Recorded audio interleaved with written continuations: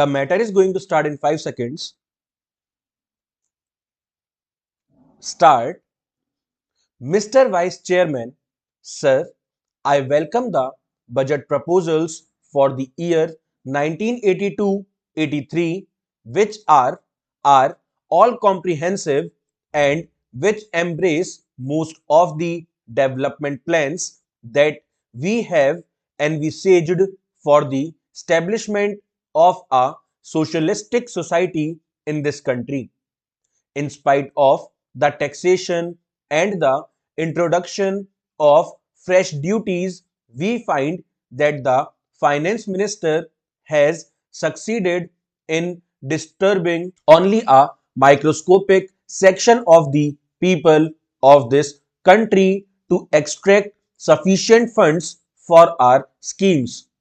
The finance minister has also succeeded in finding funds for almost all the development plans of this country, which will add to our good. While we discuss the general aspects of the budget, we will have to consider the activities of most of the sections that are now covered in the budget.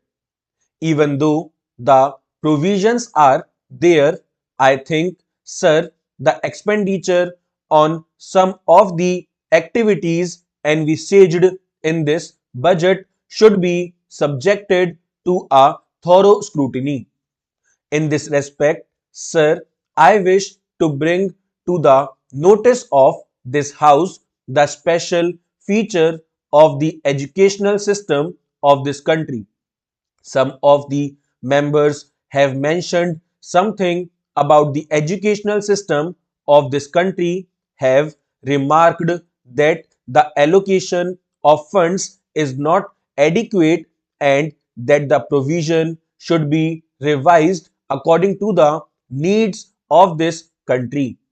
As the honorable member was speaking in Hindi, I did not thoroughly understand what he meant, but still, sir, the educational system has created a sort of confusion in our country over the last 15 years, and every now and then we had been changing the schemes and plans for educating our children, and various states have adopted different schemes which have actually created a feeling of disintegration among the people of this country. In some of the states, they have switched on to the regional language as the medium of instruction, and in some states, they think that English should be retained as the medium of instruction. But the people believe that the medium of instruction should be Hindi, that is the national language of our country. But, sir, the time is not yet ripe for us to switch on to Hindi. So, as and when we find it feasible, we may switch on to our national language, but till that time, we will keep English as the medium of instruction in all educational institutions. Sir, the other day, the University Grants Commission submitted a report wherein they have mentioned that English should be the medium of instruction, at least in the colleges.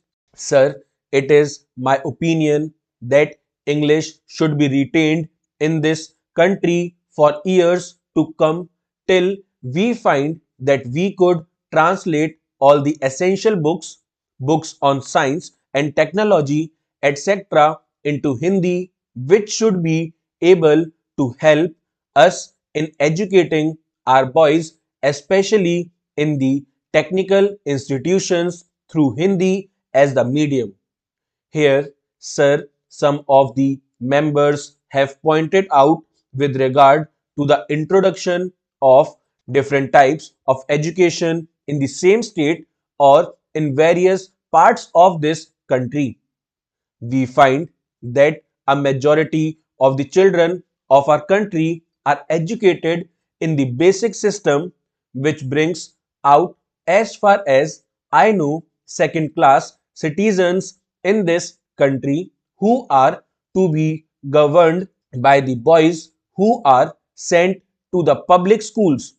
Most of the children of the haves are sent to the public schools and they are imparted expert training, and when they come out they are definitely superior to those boys who undergo this basic system of education.